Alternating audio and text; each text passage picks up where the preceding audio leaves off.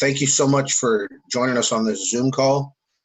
I think this is an awesome opportunity that we have to do this type of communication that we've never done before. And certainly I think it provides us with more opportunities to meet in this regards than I have previously seen. And so what I was hoping to accomplish today is give you guys a brief overview of the Key Doctor program. The majority of you on here are Key Doctors already, and then try to shed some light on the importance of the endorsement process. If anyone, has anybody on the call, you can just answer in the chat.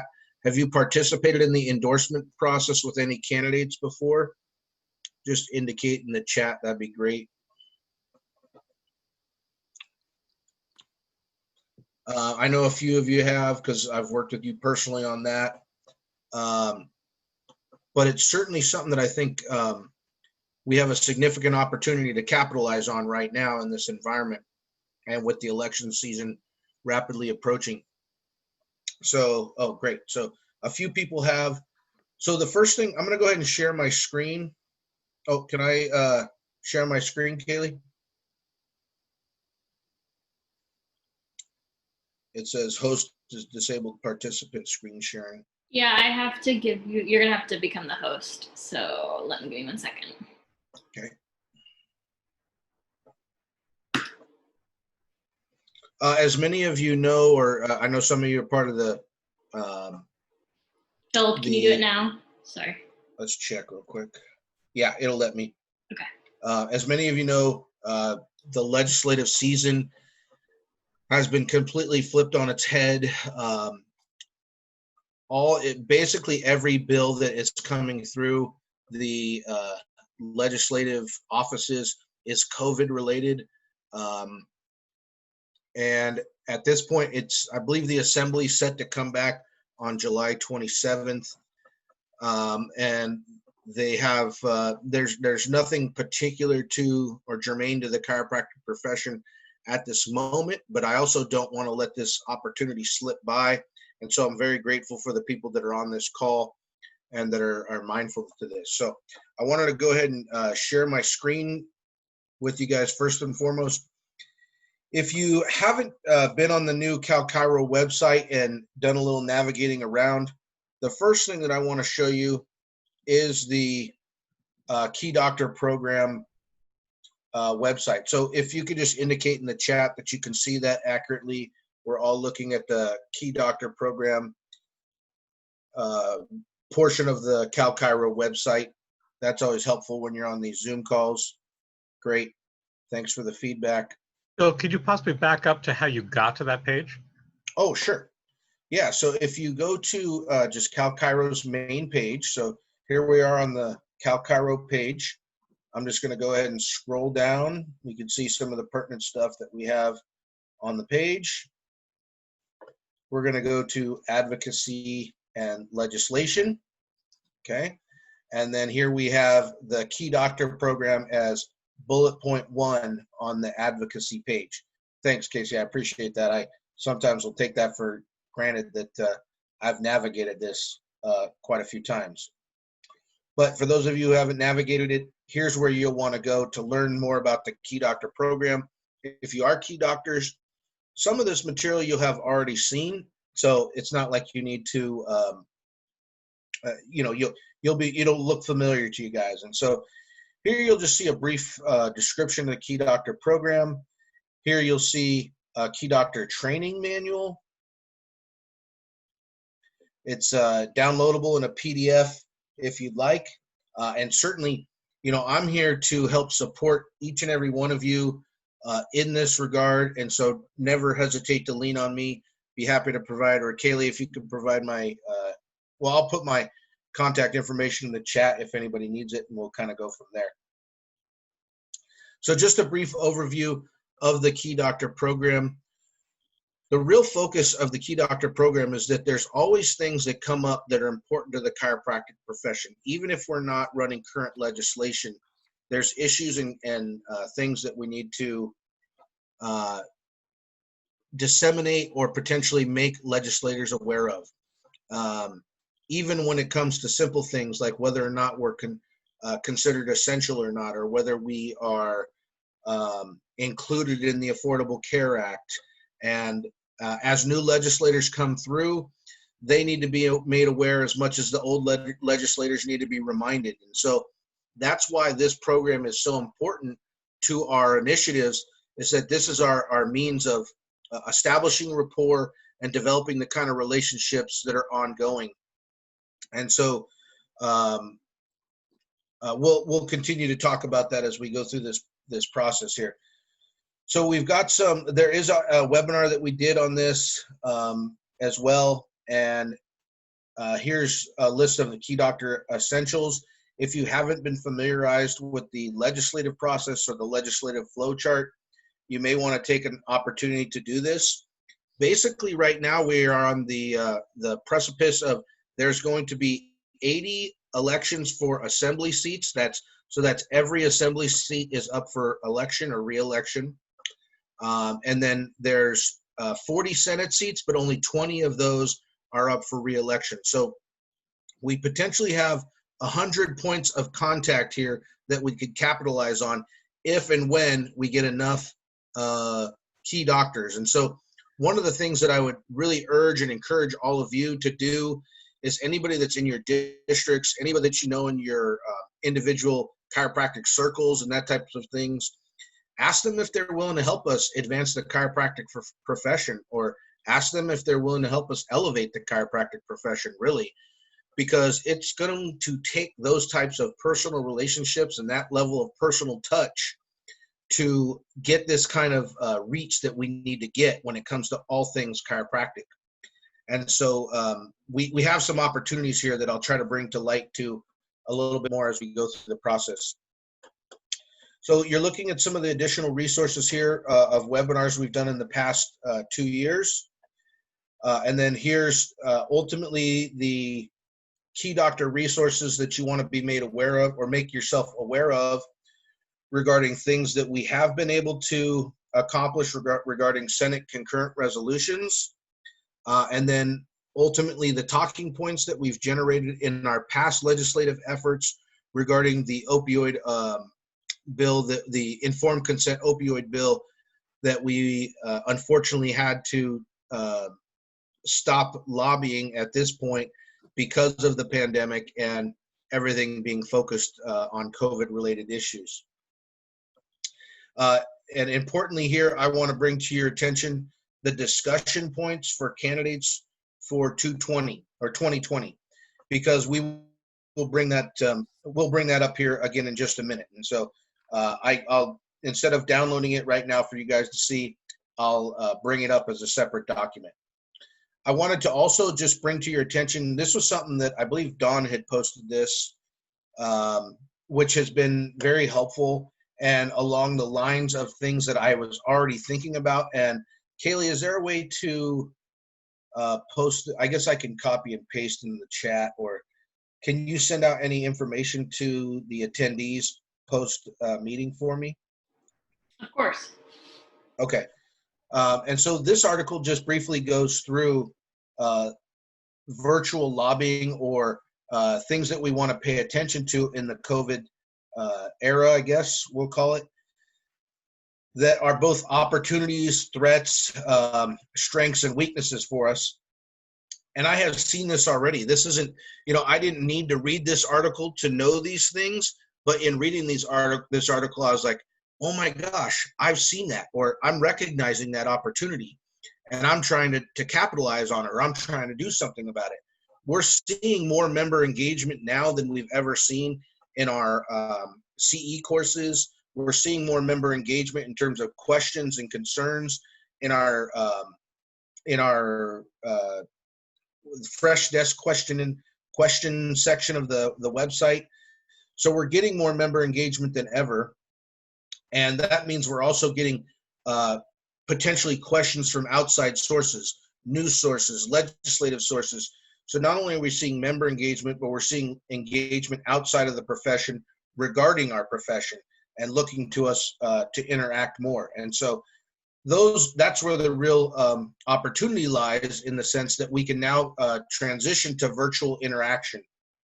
And while virtual interaction doesn't offer us the same opportunity as it does face-to-face or in person, I have found personally that there's a number of legislators that are more than willing to interact virtually, and it's easier for them to make time to interact virtually. And I'll share a story with you guys here later about Ann Ravel, who's running for Senate District 15, I believe it is, or yeah, 15 in my area, and how easy and how seamless it was to go through this endorsement process and really use it as a point of leverage to build a relationship with her and to build some rapport. Because ultimately, these are the kinds of things that are going to make us stand out. And these are the kinds of things that legislators are really concerned with and are very important to legislators. As I said, right now, only COVID-related things seem to matter. But the challenge for us is to figure out how we fit in the COVID scheme of things. Budgets are going to be ultimately important. We've seen some budgets come out. And if any of you are on the Governmental Affairs Slack channel, we don't have a key doctor Slack channel, but we could certainly create one. Slack is the internal communication software and app that we use now at the Cal Chiro hub. And so if any of you haven't been aware of Slack as our primary means of communication, I encourage you to get on there and encourage you to embrace it. It really helps to keep information that's germane to our organization and to our profession in one place. And so it's certainly, there's a learning curve to it, but it's something that as you embrace that learning curve and just start to work with it gradually, you'll continue to get better with and see the advantages of. There is this comment from Wayne? There has been a reported explosion. Yeah, we can address that, Wayne. As far as the opioid stuff goes, I'm just trying to bring to light kind of the situation. But certainly, I see the potential for more discussion about opioid awareness, informed consent, and all of those type of things as you bring that to light. And so, as you know, everybody knows the old ways are transitioning. So this is an article that I would encourage each one of you to take a look at, because I think that can just validate what we're discussing here and validate and hopefully inspire you to take this opportunity that we have right now to create an impact for our profession that we haven't had before. Okay, so let me just take a quick break here. And does anybody have any questions or concerns that I can answer at the moment? Feel free to put them in the chat. Oh, there is a Slack channel created that. Oh, perfect. So we'll be creating a Key Doctor Slack channel. Anything I can answer so far for anyone that we've discussed or addressed? Okay, good. I'll keep going. So like I said, the real opportunity here for us, because we're in an election year, is each one of these legislators look for and seek out endorsements from local organizations and statewide organizations such as ours. And so, like I said, there's 80 assembly seats up for election, and there's 20 Senate seats up for election. And I would almost guarantee that each one of them would be open to filling out an endorsement questionnaire or entertaining a call from you regarding the possibility of getting an endorsement from Cal Chiro. And so the way that the endorsement process works is that typically, well, in my own experience, when I first, this is my second go round as governmental affairs chairman, and I think my fourth election cycle that I've really jumped into this, head first. And so when I originally entered into this, it was ultimately because I couldn't get an assembly person to take my phone call or listen to me.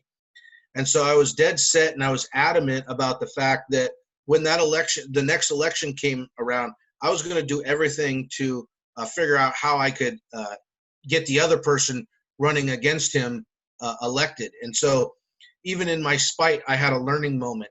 And Come to find out, he wasn't up for re-election, but his wife was. And so at that time, I sought out to figure out who was running against his wife, because I just naturally assumed that the two of them would be working together, and the same things that he was ignoring me about, she would be ignoring me about.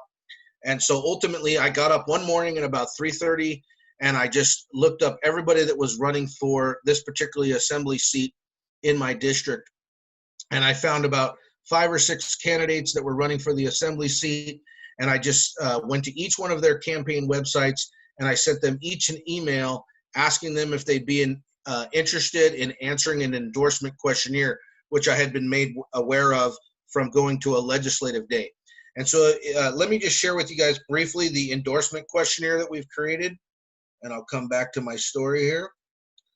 So I'm going to go ahead and this is our current 2020 endorsement questionnaire. Just give me a heads up in the chat real quick that you can see the endorsement questionnaire. It says Cal Chiro discussion points for candidates. Thanks, Benjamin. And so you'll see here this is a document that was generated by the Pac Committee, with the majority of the work being done by Dr. Bill Updike. And so what you'll see here is a list of questions that the candidates can answer regarding the chiropractic profession and regarding issues that are pertinent and important to the organization. And so each one of you has access to this document through the Key Doctor website, or through the Key Doctor portal on the website. And so when I refer to the questionnaire, this is the questionnaire that I'm referring to. Okay, so I can leave that up. And so in that experience that I had initially, this is with or with Senator Caballero now, or who was Assemblywoman Caballero at the time. I reached out to each of the candidates, asked them if they would be interested in answering the endorsement questionnaire via email, and then I called their office. And so I got about 3 or 4 responses from the 6 candidates running, the first of which was Ana Caballero, and offered each one of them the opportunity to meet with me, have coffee, have lunch, or get on some type of phone call. At that point, she wasn't an elected official yet, and so all of those people, well, not all of those people took that opportunity, but she was the first, and I met with her initially, took her out to lunch with my family and my daughter, got to know her really well, felt adamant about endorsing her candidacy at the time based on the questionnaire that she had filled out, but most importantly on the interpersonal relationship that we had developed in our lunch meeting. And so we continued to have conversations surrounding her election. I offered to run a campaign fundraiser for her at the time with our local district members, and we were able to run a successful fundraiser and develop a successful relationship. She subsequently got elected. So in my naivete at the time, I get an email a little while back from her saying that she would like to invite me to her swearing-in ceremony at the Capitol. And I wasn't even sure if this was something I was supposed to do. I was more worried about taking a day out of my practice because it was going to cost me a couple of $1,000s if I didn't see patients on a particular day. And ultimately, I reached out to the governmental affairs director at the time, said, hey, is this something I should go to? And at the time, he said, well, if you do, you'll be the only chiropractor that's going to any of these at the Capitol during this election cycle. So it's like, oh, okay, I better take the day off. So I take the day off. I go to that swearing-in ceremony. It was an unbelievable networking opportunity. And at the time, I met a county supervisor named Robert Rivas and his brother Rick. Well, come to find out, in the next election cycle, Robert Rivas was the person running for Ana's seat. And so the opportunity to network myself in that capacity provided the opportunity now to go through the same process 2 years later with Robert Rivas, who is now our assemblyman in my district, for which I did the same thing that I did for Ana in terms of creating events, fundraising events, and or developing a relationship. And so in this circumstance, I did the same thing, though, in trying to dot my I's and cross my T's. Got up early one morning, looked up all the candidates, found out who they were, asked them if they wanted to answer the endorsement questions, sent them each the endorsement questionnaire, and lo and behold, just like previously had happened, Robert was the first one that got back to me. He's the one that I continue to text on a regular basis. So much so now that when there's an issue that comes up regarding chiropractic or regarding anything that's germane to our profession, I can text Robert late night on a Sunday or early morning on a Saturday, and he doesn't hesitate to get back to me at some point in time, and has never made me feel like it was a burden, that I'm burdening our relationship. And so that's the power that I have seen this type of endorsement process have by simply leveraging the endorsement questionnaire. And so hopefully you guys can start to see the opportunity that resides here regarding the endorsement process. Okay, so I'm going to go ahead and stop share, and then let's see, there is a question in the chat. Can we put the questionnaire on how they can help small businesses? We could potentially do that, and I will, Kaylee, will you make a note of the question that Ron Benson poses in the chat that we could bring up? Because what I wanted to go through is the process that we have developed at Cal Chiro now for the endorsement process. And so the majority of the process is going to be created or propelled by the local districts. Well, now we're in a scenario where the local districts aren't very active. We aren't having local meetings, but certainly you have a group of local chiropractors, and you as individuals in each of your respective areas are now, to some extent, the representative for chiropractic to that particular legislator. And so based on the individuals that you may feel, or that other colleagues that you have may feel are worthy of endorsement and support, what you would want to do is identify those individuals, go through that same process in terms of asking them, would they be interested in an endorsement? And really, I welcome you to work with me and the Governmental Affairs Committee and the state office in terms of determining which candidates might be viable, because hopefully all of you are familiar with the Weideman Group. The Weideman Group is the lobbying firm that we've retained on behalf of the association. And we work hand in hand with the lobbying group to determine which candidates are viable for endorsement, because we may have particular people that we feel passionate about and that we feel are friends of ours and that are worthy of endorsement, but we may get information from the lobbying group that would suggest that our resources would best be spent elsewhere. And so working hand in hand with either myself or the committee or the state office will be helpful in terms of knowing where to direct your efforts. I'm getting there, Dennis, thanks.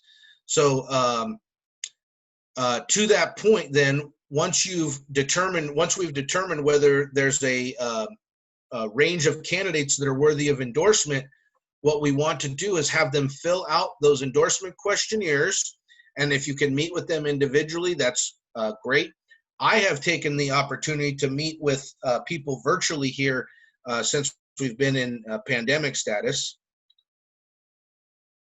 Okay, I'll come back to that question in just a second, Jasmine. Sorry for the pause there. Jasmine put a question in the chat. For instance, in our area right now, we have a Senate seat that's up for re-election, Senate District 15, and currently in the primary, there was 3 or 4 viable candidates, of which our local district decided to endorse one candidate who mirrored our business objectives, probably more so than the other candidates. Unfortunately, that person wasn't able to get through the primary. And so subsequently, we've been advised by the lobbying group that there's some other viable candidates. I've met with one of them. One of the other district members have met with the other person via Zoom, just like this. And so I had a conversation with Ann Ravel regarding the questionnaire. And then it gave me the same opportunity that meeting with Assemblyman Rivas and then Assemblyman Caballero in the past in a face-to-face manner. I got a good sense of who she was and what she stood for. And Dennis made the point that once the questionnaire has been filled out, What really needs to be done is then it needs to be sent to either myself or the home office to be relayed to the Pac Committee. The Pac Committee is our political action committee. Hopefully everyone on this call participates in our political action committee or political action fund and sees the importance of the PAC, because ultimately we're only going to be able to influence people as much as we're able to contribute to their campaigns and to participate in that part of the process. And so I really encourage each one of you to take a look at your involvement in the PAC. And certainly if you want to have conversations with myself or Dr. Buckley, who's on the call right now regarding that, I'm sure you'd be willing to take a call, Dennis. Yeah, I'm getting a thumbs up from Dennis right now. Is there any other PAC members, PAC committee members on this call? Maybe Dr. Updike, who's our PAC chairman. And I'm on the PAC committee as well. Oh, Casey, yeah, and Casey's on the PAC committee. And so if any of you are looking to get involved on a higher level too, the PAC committee is something that I've just joined this year, and it's one of the best opportunities I've taken in terms of involvement in Cal Chiro. And so I invite all of you to get involved in, and David Benevento too. Sorry, David, it's hard to see everybody that's on the call right now. So we have 4 of the PAC committee members here on this call, it looks like, which that's awesome. Because I know you guys already fully understand this process and embrace this process. Otherwise, you wouldn't be on the PAC committee, because this is the crux of what we do. This is the crux, in my opinion, of the organization to influence legislators and to influence the health landscape. And so ultimately, that's the next step, is where we would send the information to the PAC committee, and then the PAC committee is going to work in conjunction with the Weideman Group to determine if those legislators, I guess for lack of a better term, would be worthy of not only verbal endorsement, but then financial endorsement. And so hopefully in the event that they're both worthy of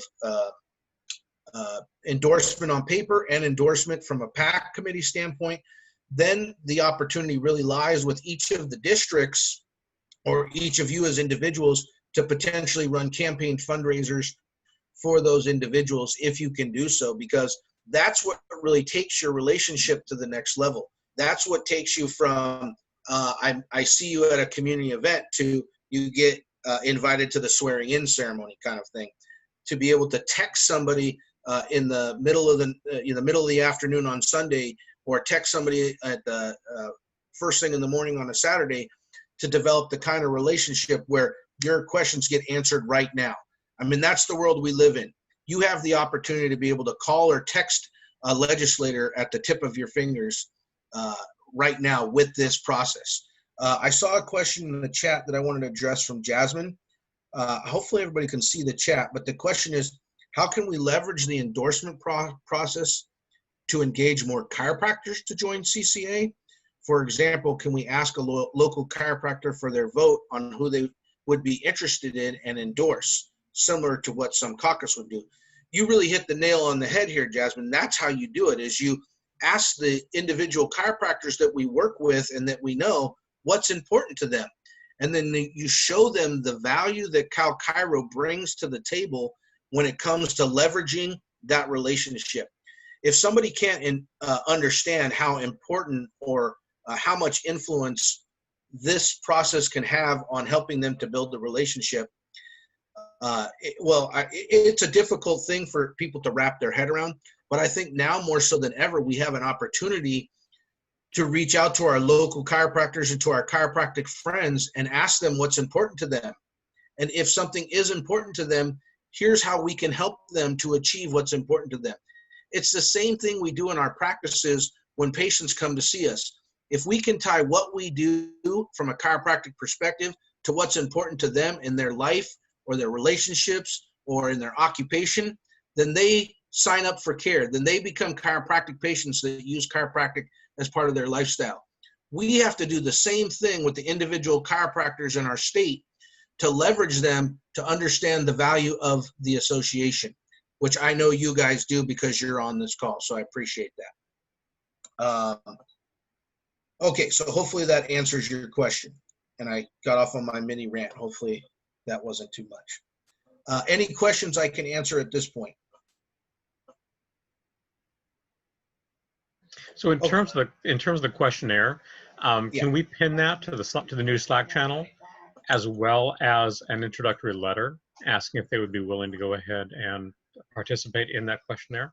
I think that's, yeah, easily done. And it sounds like Dawn's already working on that. She's just waiting to add the people that are on this call to the Slack channel. And so that's a good, Kaylee, if you can make a note of that, that'd be awesome. And honestly, Casey, in my experience, I have gone to their websites and they have just a general info email that I just send them a quick email about, would you be interested in an endorsement from Cal Chiro? And I mean, that starts the conversation off. Most oftentimes I'm working with some type of campaign manager or some other member of their staff. But the reality is what I have seen is those campaign managers or those people that participate in the campaigns are the people that become part of their staff once they get elected. And that's also even almost as valuable, because the reality is many times you will go through those staff members and or those previous campaign managers to get access to the legislators in different periods of time. So, for instance, I've had experiences where I've gone to the Capitol to meet with then Assemblywoman Caballero, and she was in the middle of a committee meeting. But because I knew the staff member who had been on her campaign, that staff member texted her individually, and she stepped out of the committee meeting to meet with us just because we had developed that level of relationship and really leveraged the staff member as much as we leveraged the legislator. All right, so I wanted to, any other questions then? But that's a great suggestion. I appreciate that, Casey. All right, I wanted to share with you guys then, to Jasmine's point and to Jasmine's question about how do we leverage our fellow chiropractors participate more. One of the things that I have done, whenever I go to a seminar, whenever I'm in a social chiropractic setting, I'm always looking to say, hey, are you willing to start helping me to move chiropractic forward in the state of California? So knowing what we're up to is important in terms of the things that are important to the association, because if you can get into a conversation with somebody on an individual basis, that's the opportunity that you have to engage them in the political process. So what I wanted to show you is something that had been put together.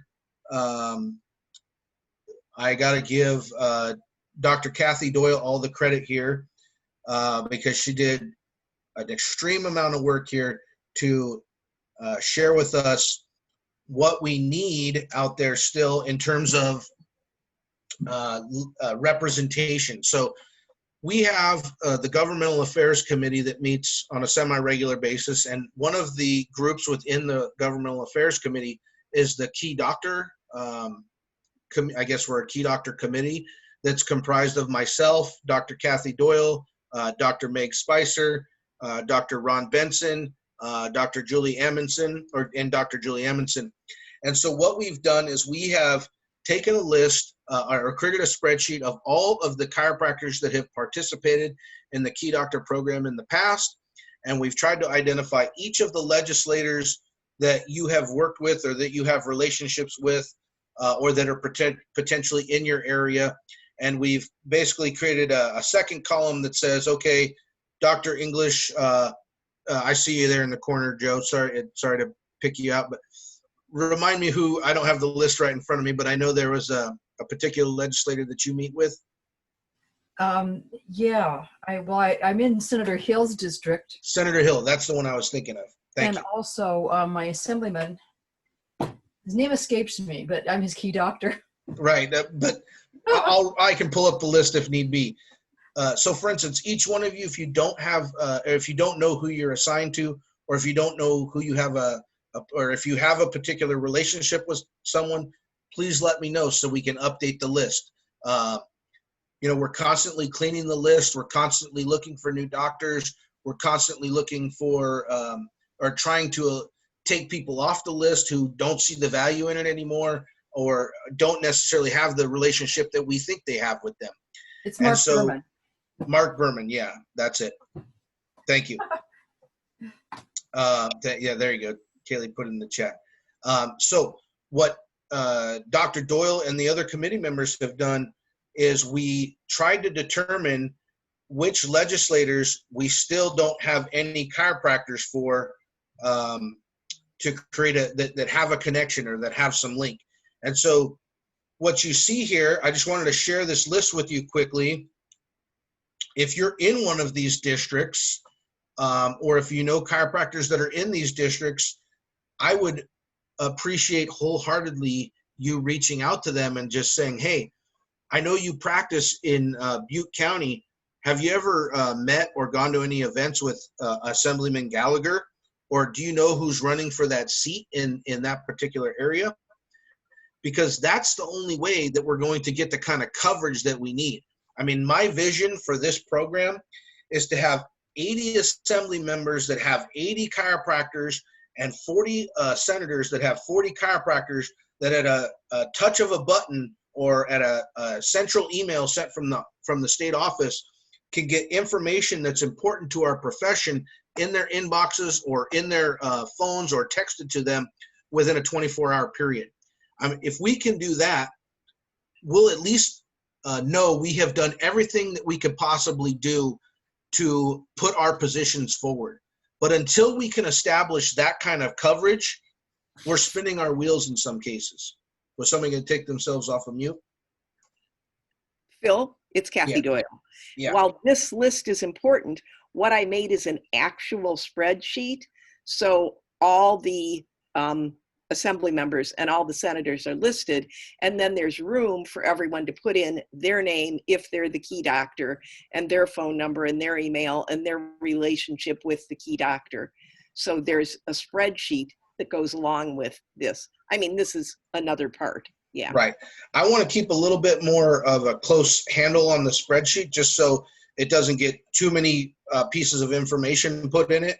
Right. And so that's something that Kaylee and I are going to work on, Good. or that Good. Kaylee's been helping me with a little bit recently. So just to bring to your attention, if you can screenshot this, or I can post it also on the Slack channel. Here's the districts where we need help.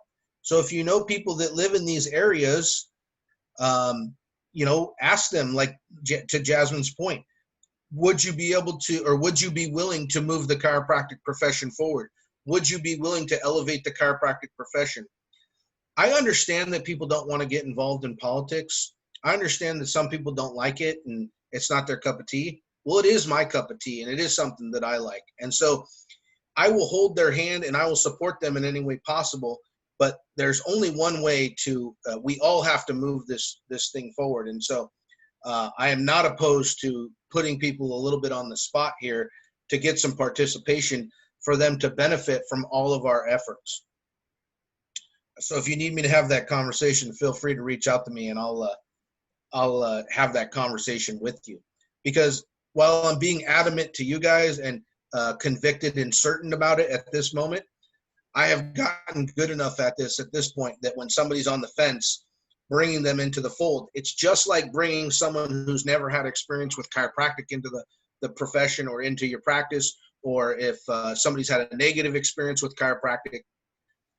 In many cases, it's a matter of the communication, the language style, all of that I know all of you already know from being private practitioners, to that individual to enroll them in the process. I'm getting some things here in the chat. I just want to make sure. Yes, there is a lot of uncovered districts, Joe. There is a lot of uncovered districts. And so that there, to your point, there's concerns not only with uncovered districts, but there's concerns with memberships and membership in some of these areas. So for instance, Jordan Cunningham, I know Jordan a little bit because I went to school down there. My brother lives down in the San Luis Obispo area. So I'm pretty apprised with some of the chiropractors that are down there. Some of them don't want to be members of the association for different reasons, cost associated. Some of them say they don't want to get involved in politics. And even though I've had that conversation with them about what I thought was important to them, they still weren't ready to participate as key doctors or willing to engage in this process. And so that district continues to go kind of uncovered. Thanks, Jasmine, for your question. I'll come back to how you find out who yours are. But if you can see that you're near an area here on this list, then you participating. So for instance, Ben Griff said, Jackie Irwin is now my pay. Okay, there you go. I won't read. I don't know if you're allowed to say that, but so for instance, now we have somebody for coverage with Jackie Irwin in Ben Griff's. So if you know that somebody's near where you're at, it's easy for you to be the key doctor. You don't have to be absolutely in their county or right next to them. I'm happy to be a key doctor for somebody like Senator Caballero, who used to be I used to be one of her district members as an assembly person. But when she moved to the Senate side, I'm now outside of her district. But I'm still going to be her key doctor because I already have the built-in relationship with her. And she knows that ultimately, if there's something that she needs from a chiropractic perspective, she can reach out to me. So here's the assembly side. There's actually some additional assembly members that we need coverage for. So to your point, Joe, there's a lot that we need coverage for. Dr. Chen, go ahead. You have a question or a comment? Thanks, Phil. So a question for you is, our PAC, even though it's not a super PAC, I mean, we're building the PAC to support a lot of candidates who are running for assembly, but we're never going to be on par with the CNA or the MA. So on the local level, Jessamine and I belong to the Alameda County, Cairo. So we have built some, even though it's not more on the ground level, some relationship with local politicians, including assembly members. But what we run into is we support their event once and we're on their mailing list and they're constantly asking us for money. And as a group, we don't have that kind of funding. Can the state provide some sort of funds for local district to be able to help and help politicians and build rapport and relationship? Because politicians want votes and they want money. And if we can't give them that, we can't deliver that, it's hard for them to return our phone calls. Right. And there is a possibility for that. But what we're suffering from right now is so many of our members either don't understand the role that the PAC plays in this process like you do, Dr. Chen, or in many cases, they opt out of the opportunity to donate to the PAC when they sign up for their regular membership year in and year out, or if they're on a monthly draw. We always make efforts at the legislative conference. We always make efforts, well, at every event that I've been to do some type of PAC fundraiser so that we have more dollars to that effect. But I will tell you, just in my short time, the funds are very limited. And so the number of funds that we have is increasing our PAC throughout the whole state. And so that's one of the reasons I wanted to do this call too, is just to bring it to light. Some people will have the opportunity and have the means to donate to the PAC, others won't. And if that's the case, then, they always say time, talent, or energy, right? And so I might be low on talent, but I'm high on energy. I know I'm a tenacious person. And so what I lack for presentation skills, and hopefully I make up in hustle kind of thing. Well, we try to do that too. I mean, I'm sorry? Money, the fundings that we can provide the candidates who are running for assembly, we walk for them, we knock on doors, we plant lawn signs for them, but somehow it's just not connecting. And they appreciate our help, but it seems like other people can do much more of a bigger help than we could, and our voice are being drowned out. How do you compete with the bigger organizations with top dollars? I don't think that we do compete at this point until if and when we can get to the point where we have chiropractic utilization like dentistry has utilization. The Palmer Gallup survey says 15%. That's debatable, right? So when we can get 60% of the population, maybe we can have that kind of influence. But until then, I hate to use the word resigned, but I am resigned to the idea that we have to pick and choose our opportunities and look for them in, Dr. Updike always talks about timing. We have to look for them when the timing is right. and look to create alliances and partnerships with groups who also have similar interests and or legislators really that line up with what is important to us. And so that's where I have seen the value in the Weideman Group. That's where I have seen the value in, quite frankly, the board that we have right now is tremendous. I mean, right now you have board members on this call. Casey, is Tracy Cole on this call? There's committee chairman for the Managed Care and Insurance Committee. You know, many of you may not see all of the work that goes on behind the scenes, especially with our staff and our executive director, Don Benton. But those are the people that are looking for those opportunities and trying to capitalize on those opportunities. And I can look at you honestly and say, I feel like everybody's putting in an outstanding effort. And so I don't know if that gives you any, makes you feel any better about it, but I certainly know that the effort and the energy is being put into it. And hopefully I can, I'll be happy to share with you anything I can in that regard. But that's where I see for the time being, our needs are to reach out to our fellow members, encourage them to become involved in the key doctor process, in the endorsement process. If they're willing and they see the value in becoming a PAC contributor, then that's even more important in my opinion. And then looking for other ways to get involved, either in committees or we have, I don't know if everybody on this call is familiar with the House of Delegates that's coming along. And so there's going to be significant opportunities for individuals like yourself to become House of Delegate members. That's being chaired by Liz Hafer, who's also one of the board members. And so, you know, staying apprised of those opportunities and just keep grinding, You know, I don't know if you, that's how I look at it. I'm a card player. And so I like to grind at the poker table all the time. Some days we win, some days we don't. Does that help or answer the question at all? Yeah, thank you. Dennis, did you want to go ahead and take yourself off of mute? A word from the PAC. I like that. It is. Yes, you know, you're right about that. But a lot of times, some people don't have time to do all the meet with the candidates, to go out and do the work. But this was always brought up a long time ago, and I know Casey and Wayne have heard about this. Everybody could donate one adjustment a month to the PAC. Just donate one cash visit to the PAC. We could have about a $1.5 million PAC each and every year, which is about 10 times more than we have right now. So I would encourage everybody on this call here, set the example. Donate one adjustment to the PAC. Whatever Per month. Per month. One per month. If we had 2,000 people do that on a regular basis, it'd come out to like $1.45 million per year. Then we would actually have a lot more say, because you know the money talks. And if you you could throw in 5,000-10,000 limits that you normally could do. Now we're doing more like 1,500, 2,000.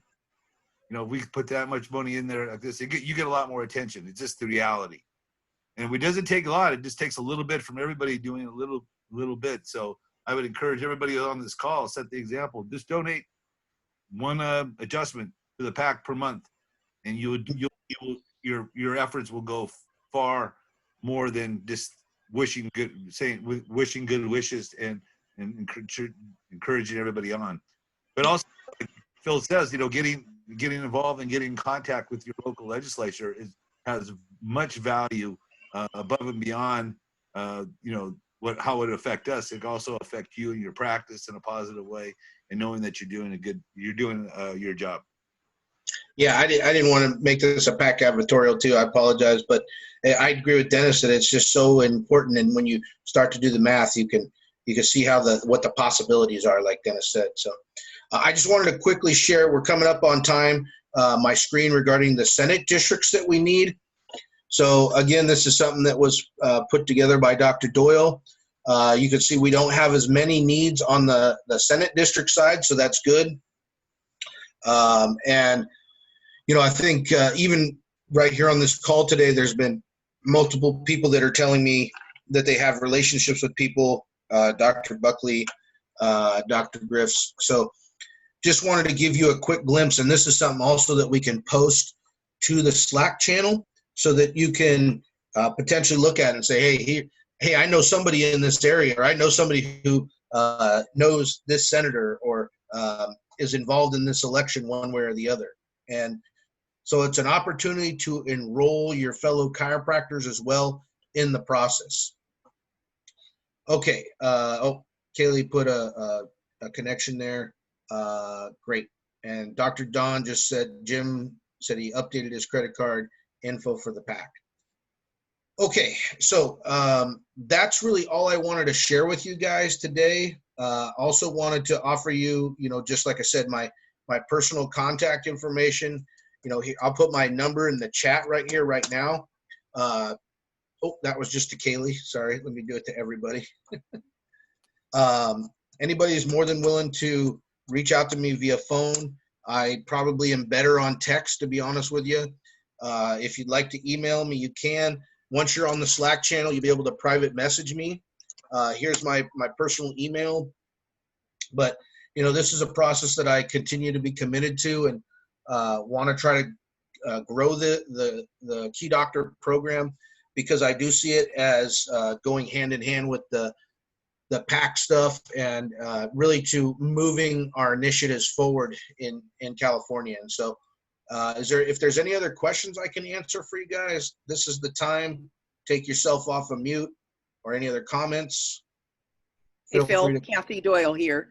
Yes. I just wanted to say that, in fact, on that list, because the Key Doctor Committee went over it, a lot of those people do have Key Docs, and we put it on the other spreadsheet. But Right. A lot of them are still needed, and yeah. Yeah. So as you know, it's a constant battle to continue to update and maintain the list, and just to the tireless work. I'm very thankful for the work that Kathy's done, and Dr. Spicer and Dr. Benson, because it's tireless and thankless work sometimes to have to contact your colleagues who want to tell you what they know or what they don't know, and how things should be done or shouldn't be done, and what we're doing wrong, and armchair quarterback the whole thing. So appreciate your guys' work quite a bit. So any other questions then I can answer before we end the call?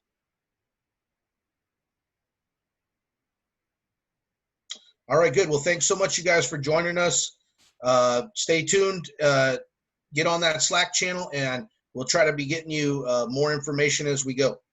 And quick note, we are pushing hard for the October convention, in which that might be one of the only opportunities you have to get in-person CE. And as we know right now, you're still going to be required to do in-person CE, even though they're going to extend your deadlines. So make sure you start looking at getting signed up for convention in October. The lineup looks really strong. We'll have a great opportunity to touch base on all of these things again. All right. Thanks, everyone.